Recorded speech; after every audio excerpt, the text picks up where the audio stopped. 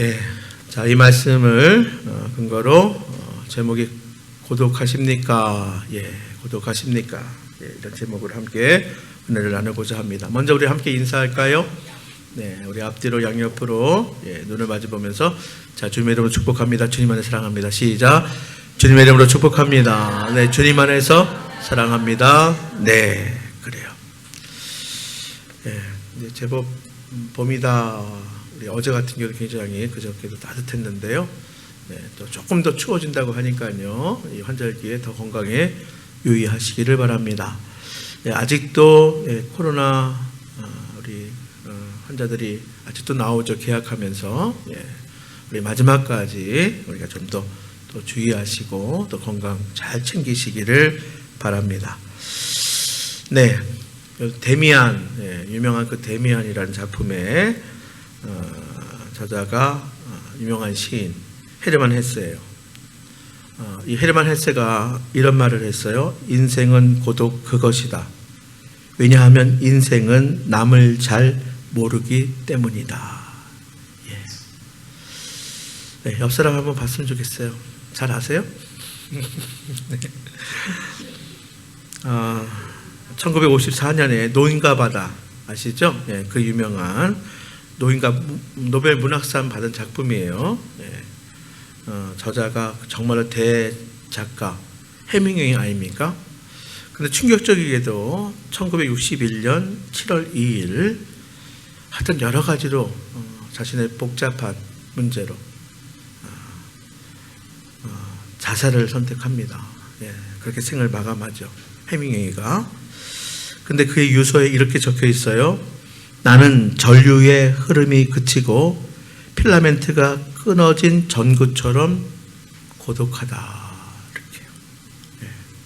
요즘엔 다 LED라 필라멘트 모르는 우리 친구들도 있을지 모르겠는데 옛날에는 그 백열등 보면 필라멘트가 있어요, 그렇죠? 그게 안 들어올 때 그 끊어지면 이제 안 들어오거든요, 불이요. 네. 그래 해밍웨이가 그랬대요.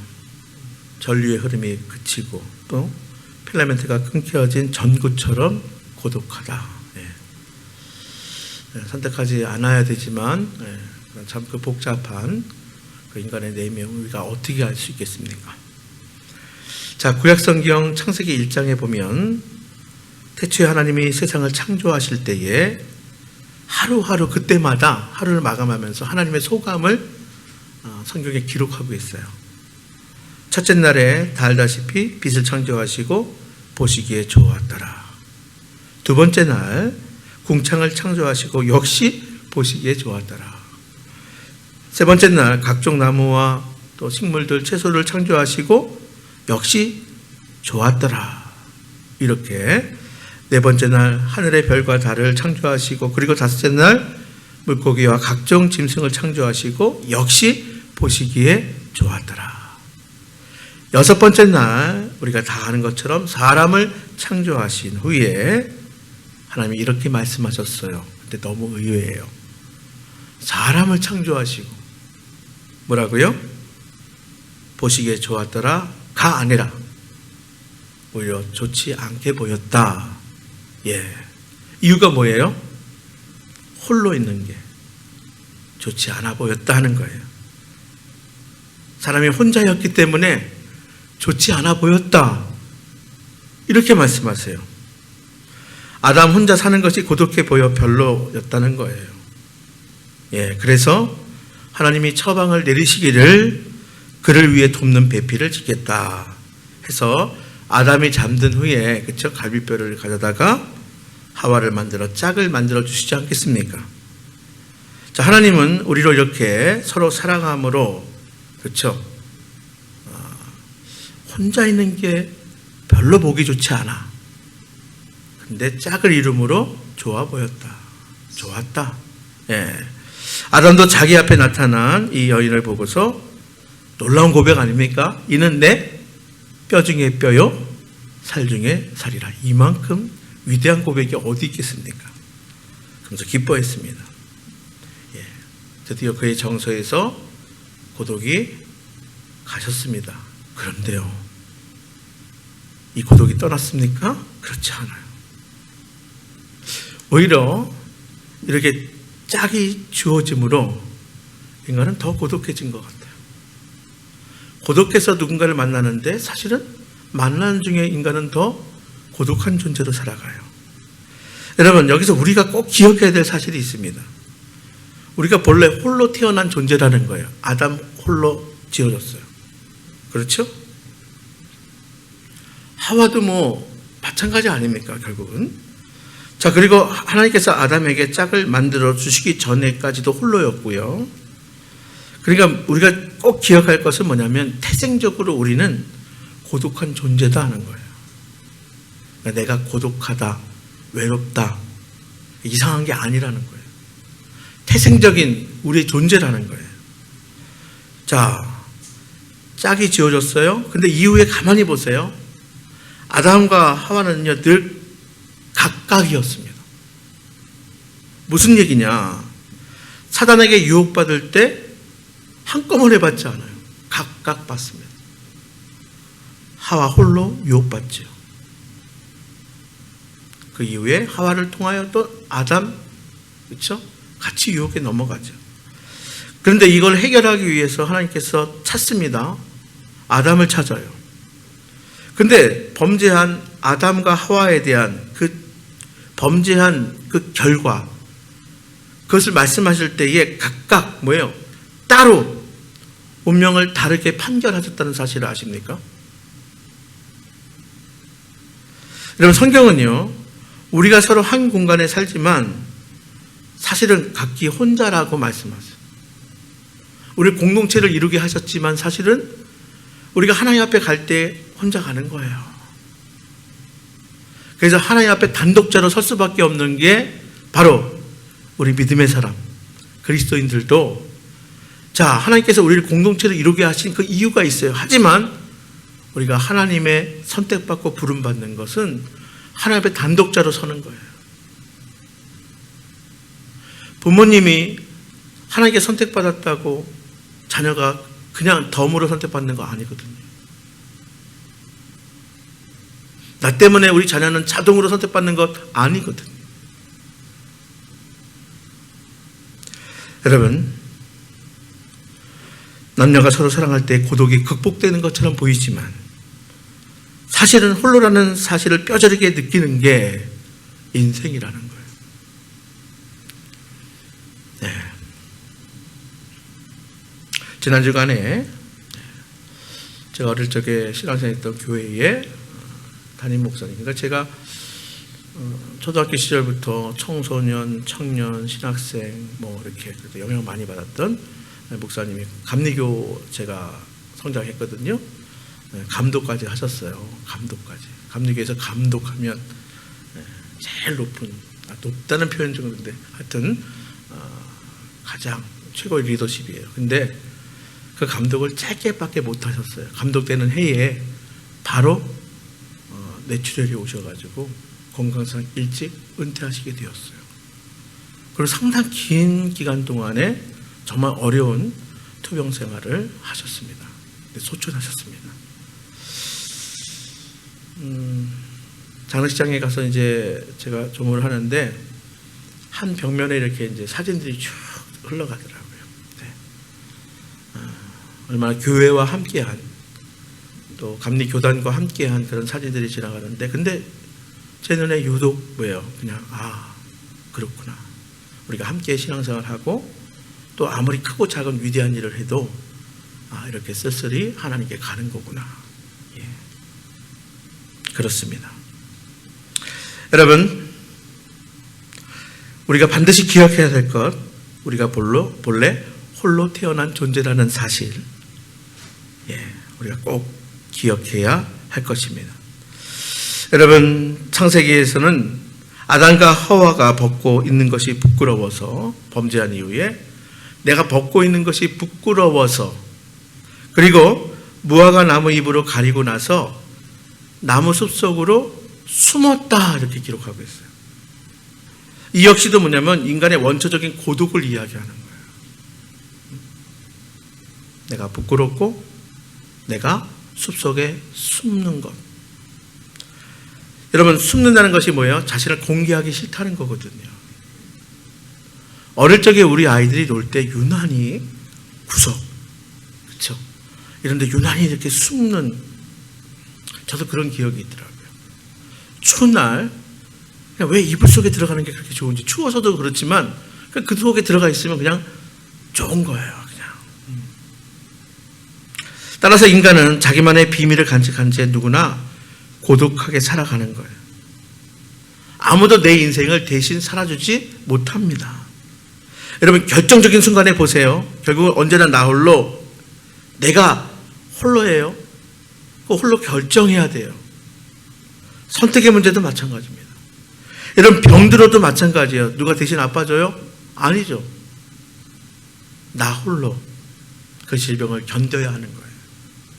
여러분, 인생의 중요한 선택이나 결정, 최종적으로 결국은 내가 해야 하는 거예요. 더군다나 인간은 누구나 죽습니다.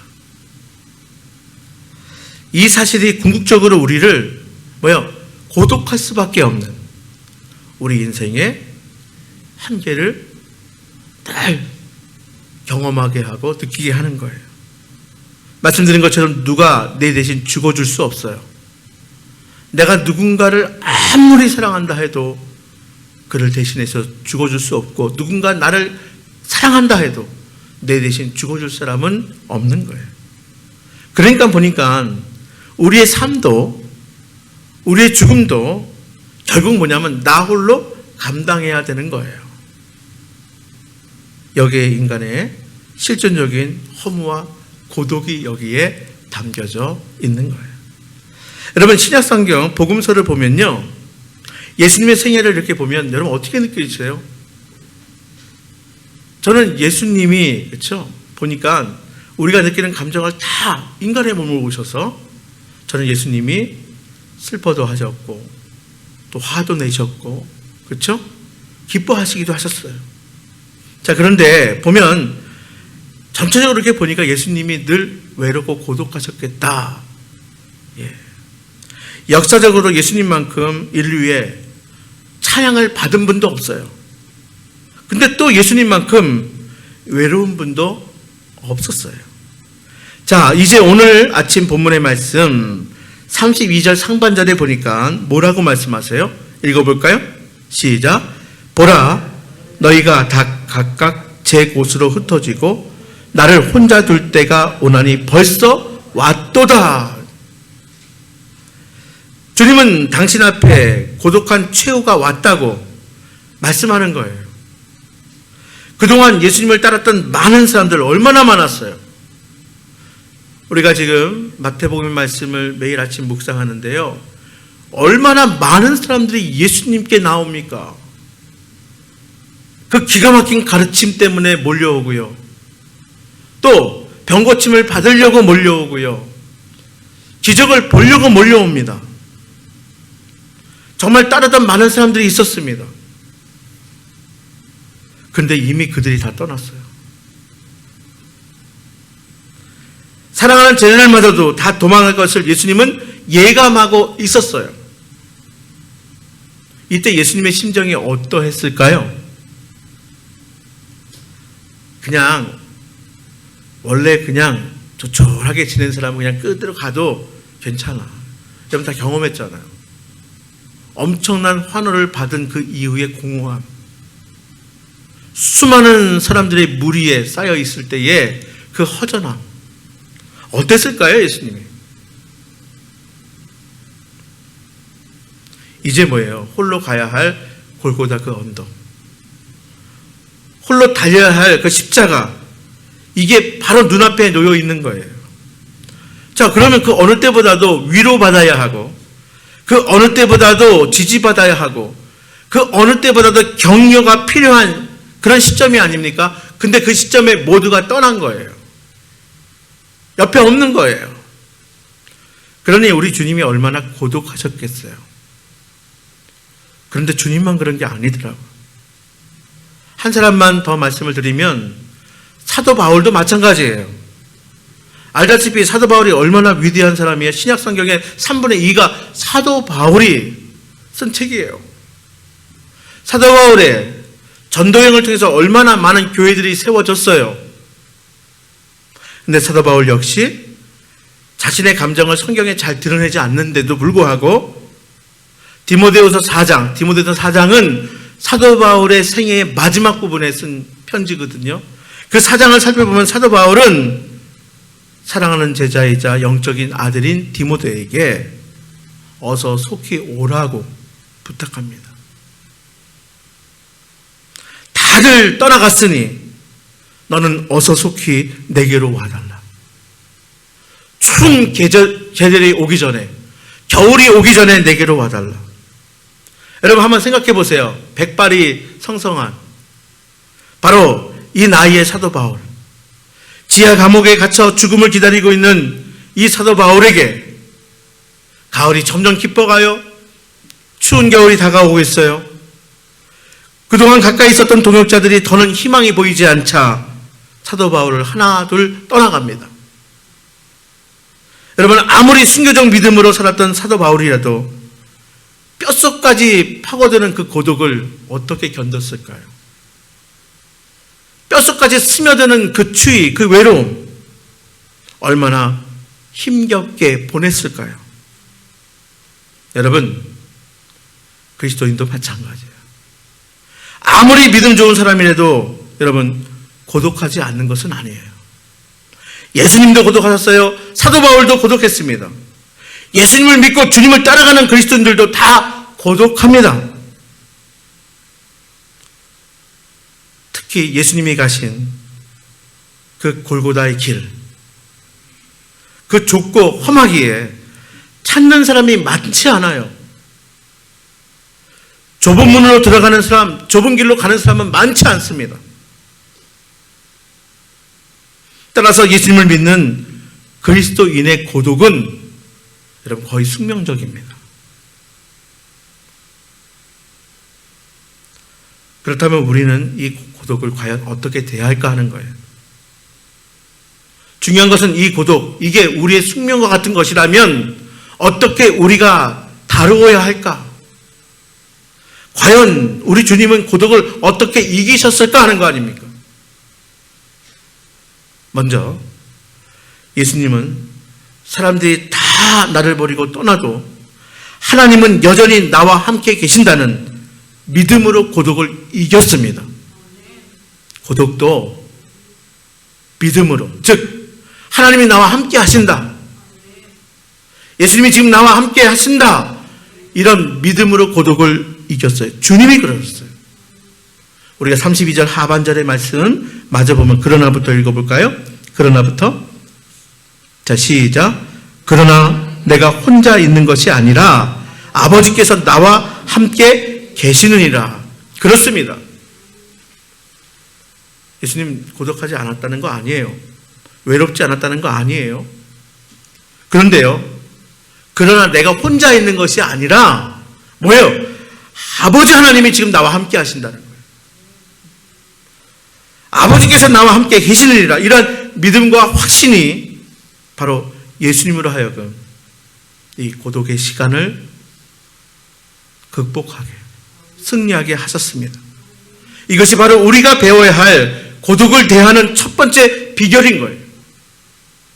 인간의 고독을 근본적으로 해결해 주실 수 있는 분은 여러분 하나님 뿐이에요. 보시기 좋아 보이지 않아서 짝을 져줬지만 그래도 뭐예요? 고독한 거예요.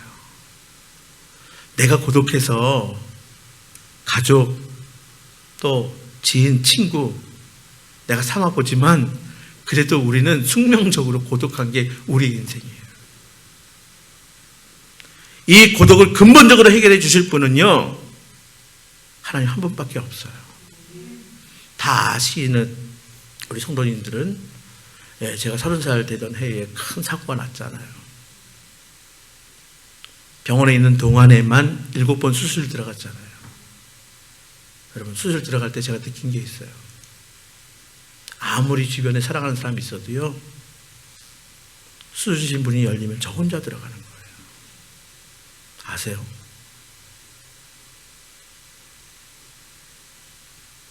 나중에는 이게 경험이 많으니까 수술실 안에 들어가서도 주변을 살피는데 얼마나 썰렁한지 몰라요. 자칫합니다. 거기 사람들이 여럿 있어도 뭐예요? 저하고 아무 관계 없는 사람. 여러분, 우리 하나님 앞에 갈 때, 그렇죠? 네. 혼자 가는 것처럼 사실 우리 인생 가운데 우리가 본질적으로 이렇게 홀로 살아가는 거예요. 그러나 우리 하나님께서 우리와 함께 하십니다. 떠나지 않으십니다. 여러분, 아담의 원초적 고독도 결국은, 그렇죠? 하나님이 하와를 만들어 주심으로 그걸 해결해 주셨잖아요. 이 말은 뭐냐면 하나님만이 해줄 수 있는 거예요. 그러므로 하나님이 나와 함께 하시면 고독하지 않다는 거예요. 내가 아무리 이런 숙명적인 고독의 그런 운명을 가지고 있어도 하나님 함께 하시면 고독하지 않다. 근데 아무리 많은 사람들이 있다 해도 하나님이 나와 함께 하지 않으시면 나는 그 많은 사람들 가운데 고독할 수밖에 없어요.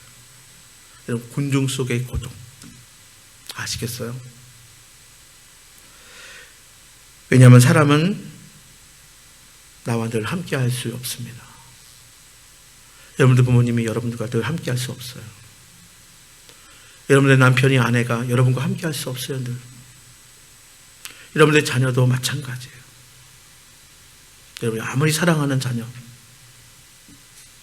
그 자녀도 여러분과 영원히 함께 할 수 없습니다. 그 누구라도 시한부로 내 곁에 잠시 머물다 떠나는 거예요.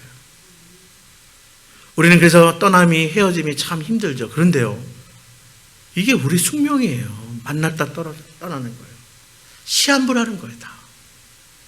우리가 큰 질병을 겪으면 시한부 인생 이렇게 얘기하는데, 아니, 우리 인생이 시한부잖아요.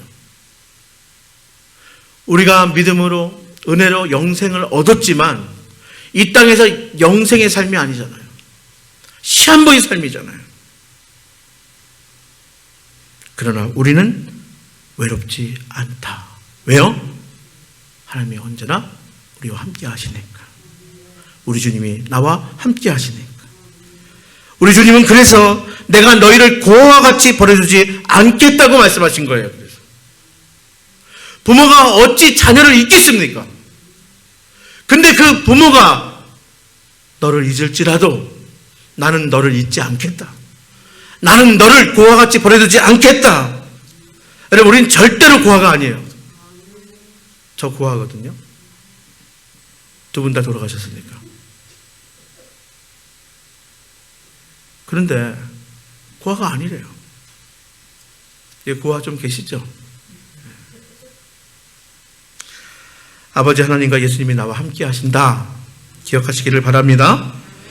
여러분, 우리가 이 사실을 굳게 믿으면서 예수님처럼 고독을 이겨야 하는 거예요. 여러분, 눈먼 아버지를 속이고요, 장자의 복을 훔친 야곱 아시죠? 다 자기가 한 짓 때문에 도망가는 거예요. 어떻게 보면 그 고생길, 야곱의 고생길은 자기가 한 일 때문에 그런 거예요. 오늘 야곱 설교가 아니니까 어쨌든 아버지 속였어요, 형을 속였어요. 그래서 형을 피해서 하란을 도망가는 중에 그가 얼마나 외로웠겠습니까?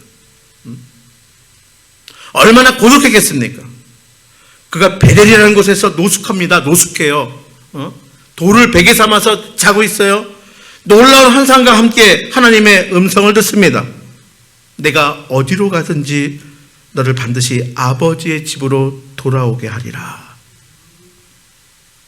이때 야곱이 깜짝 놀라서 이런 고백을 합니다.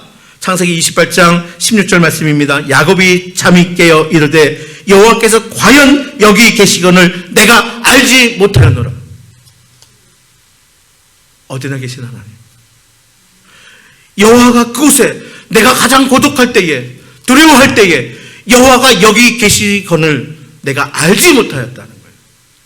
여러분, 하나님이 지금 내 곁에 안 계신 게 아니라 내가 알지 못하는 거예요. 내가 깨닫지 못하는 거예요. 이후 야곱은 담대하게 그 긴 망명 생활을, 그렇죠? 이제 감당하게 되는 거 아니에요. 약속한 그대로 다시 아버지 집으로 돌아오게 되는 거 아니에요. 여러분, 고독이란 결국 자기가 혼자라는 소외감, 단절감, 고립감입니다. 그런데 신은 가장 능하시고 크신 하나님이 나와 함께 하신다는 확신이 있다면 우리는 얼마든지 예수님처럼 그 고독을 이길 수 있게 될 것입니다. 그래서 그리스도인이 고독하다는 것은 어쩌면 아직도 주님이 나와 함께 하신다? 여기에 대한 확신이 없어서 그래요. 내가 외롭다? 감정적으로 그럴 수 있죠. 근데 거기에 빠진다는 것은 주님이 나와 함께 하신다. 나와 동행하신다. 여기에 대한 확신이 부족해서 그래요. 여러분, 주님이 여러분과 함께 하십니다. 아버지 하나님 여러분과 함께 하십니다. 다음으로 예수님은 기도로 고독을 극복하셨습니다. 뭐로요? 기도로. 예, 본 말씀 이어지는, 오늘 본 말씀은 없는데, 자, 16장에서 보았는데 17장 1절 말씀을 이렇게 시작해요. 17장 1절에, 자, 제가 읽어드릴게요. 예수께서 이 말씀을 하시고 눈을 들어 하늘을 우러러 이르시되 아버지여 때가 이르렀사오니 아들을 영화롭게 하사 아들로 아버지를 영화롭게 하게 하옵소서. 자, 여러분 가지고 있는 성경을 이렇게 보면 소제목이 파란색으로 달려있는데 그 제목을 기도하시다 이렇게 되어 있어요.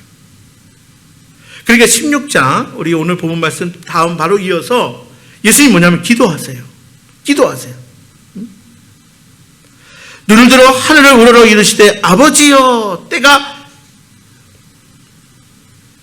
이르렀사오니. 이렇게 시작한 예수님의 기도가 여러분 아십니까? 예수님이 복음서에서 한 기도 중에서 가장 긴 기도죠.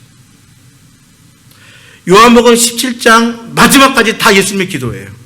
끝까지 계속됩니다. 예수님은요 이렇게 가장 고독한 시간에 기도하셨어요. 기도하면서 이겼어요. 여러분, 지금보다 훨씬 더 상황과 환경이 안 좋은 우리 한국 교회사에서 우리 부모님들은요 우리보다 훨씬 더 좋지 않은 환경 가운데 보내셨어요. 외롭지 않으시겠습니까? 지금이야 남편하고 아내하고 그렇죠? 그냥 보면 너무 잘 지내서 보면 젊은 사람들을 보면 뭐 저도 마찬가지지만 근데 과거에는 그렇지 않았잖아요. 그냥 말 그대로 뭐 대화가 있습니까? 뭐가 있습니까? 근데 어떻게 보내셨나 봤더니 이분들이 뭐냐면 정말 많은 기도했어요. 저는 참 궁금했던 게 제가 이제 아까 자랐던 교회에 이제 목사님, 감독님이 소천하셔서 생각을 해봤어요. 제가 일주일 동안. 근데 사실 제가 어릴 적에 우리 권사님들이 왜 맨날 집에서 안 주무시고 왜 교회에서 주무시지? 그땐 그랬어요. 집에 안 가셔. 예를 들면 저 뒤에 이렇게 우리 마루가 있잖아요. 저기 뒤에 넓진 않지만 근데 뭐 저는 이제 조금 큰 교회는 아니지만 이렇게 기도하는 곳이 있었어. 거기서 주무셔요. 몇 분이서. 그래서 저는 청소년 때부터 이렇게 보면요, 왜 집에들 안 가시나 했더니 봤더니 제가 알았어요. 신방을 가봤어요. 청소년 때 이렇게. 유난히 단칸방. 방 하나에 다 제 동료, 제 후배들 아닙니까? 5식구, 6식구가 사는 거예요. 제가 지금 생각해 보니 뭐예요? 교회 와서 자는 게 훨씬 더 편한 거죠. 근데 그것도 있었지만 그렇게 어려운 시기에 그 모든 고독, 외로움을 어떻게 보내신 거예요? 어떻게 이기셨을까요? 기도예요, 기도. 예수님 17장 1절로 시작한 예수님의 기도가 17장 마지막까지 그 기도가 이어진다는 것 여러분 정말 주의 깊게 보셔야 됩니다. 예수님은 이렇게 기도하십니다. 자, 그를 통해서 고독을 이기십니다. 우리는 고독이라는 골방에 들어가서 문을 잠글 때에 그때 비로소 하나님 앞에 벌거숭이로 만나게 되는 거예요. 기도의 골방. 그렇죠? 우리 너무 바빠요.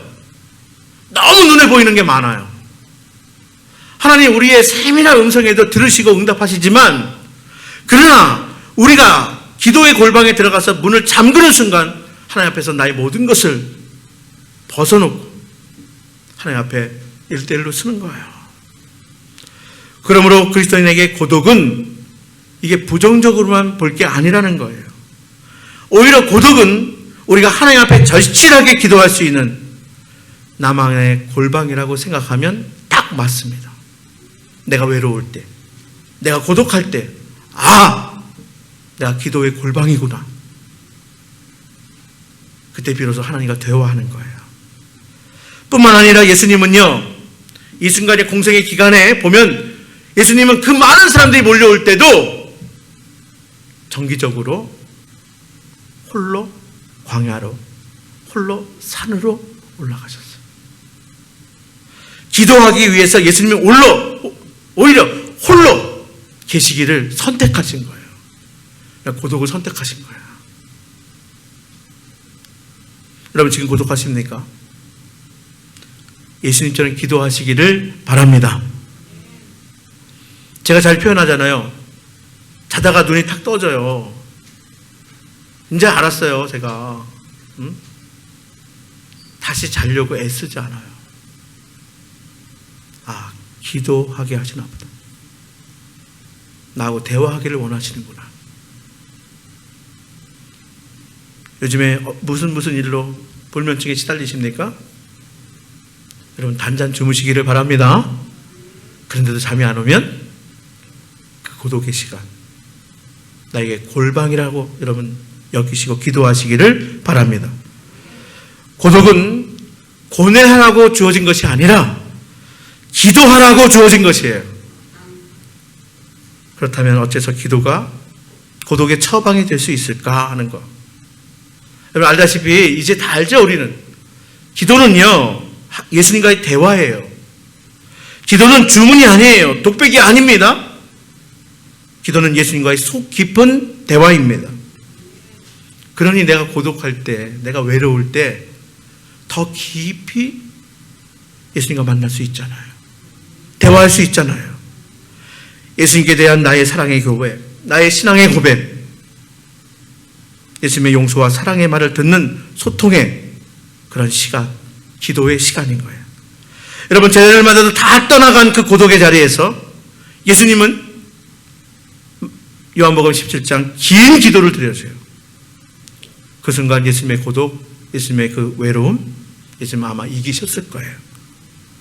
고독을 이기신, 고독을 이렇게 다루시는 예수님처럼 우리도 기도함으로 인생의 외로움, 소외감, 단절감 다 이기시기를 바랍니다. 마지막으로 예수님은 힘껏 십자가의 길, 좁은 길을 가심으로 고독을 이기셨어요. 여러분 요한복음 17장이 예수님의 기도예요. 처음부터 끝까지 전체가 기도예요. 이렇게 기도하신 예수님이 그 기도가 끝나면서 요한복음 18장 1절을 보세요. 1절 이렇게 시작하거든요. 18장 1절 예수께서 이 말씀을 하시고 제자들과 함께 기드론 시내 건너편으로 나가시니 그곳에 동산이 있는데 제자들과 함께 들어가시더라. 여러분 보세요. 18장 1절 그 전은 예수님께서 긴 기도를 하셨어요. 1절에 18장 1절에 제자들과 함께 기드론 시내 건너편에 가셨다. 그곳에 동산이 있었다. 제자들과 함께 들어갔다. 예수님이 가셨던 기드론 시내 건너편 동산이 어디냐면 겟세마네 동산이에요. 여기 가서도 뭐 하세요? 기도하셨어요, 물론. 근데 이 겟세마네 동산부터 비로소 뭐예요? 예수님의 고난의 길, 십자가의 길, 그 시작입니다. 겟세마네 다음이 어디예요? 골고다 언덕이에요. 그 끝은 어디예요? 십자가예요. 예수님은 겟세마네에서 바로 땀이 피가 되도록 기도하셨고 그 이후에 골고다 언덕을 십자가를 지고 올라가셨어요. 그리고 마침내 십자가에서 달리셨어요. 예수님이 기드론 시내 건너편에 나가셨다는 것, 동산, 곧 십자가의 길이요, 좁은 길로 가셨다는 거예요. 그렇습니다. 그 길이 좁은 길, 고난의 길, 십자가의 길, 죽음의 길. 비록 그렇다 해도 아버지 하나님의 뜻이기에 하나님의 뜻을 따르는 길이기에 예수님은 그 길이 분명 좁은 길이고 고난의 길이고 십자가의 길이라도 기드론 시내를 건너서 겟세마네 동산을 지나 골고다 언덕을 오르신 거예요. 여러분, 이게 고독하고 무슨 문제가 있느냐? 무슨 관련이 있느냐? 예수님이 이렇게 좁은 길, 고난의 길 가심으로, 하나님이 뜻하신 바 된 그 길을 가심으로 본인이 가장 고독의 시간, 외로움의 그 순간에 오히려 그 고독을 극복하시고 이기셨다는 거예요. 예수님이 분부하신 그 길, 자기 십자가의 길을 충실히 지는 것, 이것 또한 고독을 이기는 또 하나의 비결임을 기억하시기를 바랍니다. 우리가 흔히 그런 얘기 하잖아요. 고독하고 외로우면 아유, 아직 인생이 살만하구나. 여러분, 사명 붙들고 살아가고요, 내가 가족을 위해서, 누군가를 위해서 헌신하며 살아갈 때에 그럴 틈도 없잖아요. 여러분, 자기 십자가를 지고 골고다 길을 열심히 가는 사람들, 어쩌면 이 고독이 그게 큰 문제가 되지 않을 거예요. 예수님이 겟세마네를 거쳐서 골고다, 그리고 십자가에서 못 박히신 후에 최후로 남긴 말씀 아시죠? 다 이루셨다. 나 다 이루었다. 예수님은 하나님의 뜻을, 아버지의 뜻을 다 이루기까지 힘껏 좁은 길을 가셨기에 인간적으로 보기에는 너무나 홀로 외롭고 고독해 보여도 예수님 자신은 이 고독을 느낄 겨를 없이 기도 후에 그 길을 가셨다는 거예요.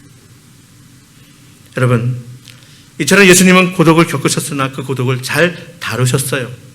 그리고 이기셨어요.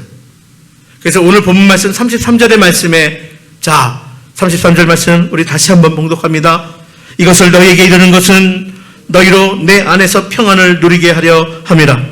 세상에서는 너희가 환난을 당하나 담대하라. 내가 세상을 이기었노라. 아멘. 세상을 이겼다는 것, 오늘 설교 제목처럼 결국은 우리에게 있는 우리의 태생적인 한계, 고독과 그 외로움을 이기셨다는 말 다름이 없다. 저는 이렇게 생각합니다. 여러분, 우리도 이 사순절 골고다의 길을 열심히 걸어감으로, 주님을 따라서 열심히 감으로 예수님처럼 고독도 이기고 외로움도 이기고 나아가 세상도 이기시는 성도들 다 될 수 있기를 주님의 이름으로 축복합니다.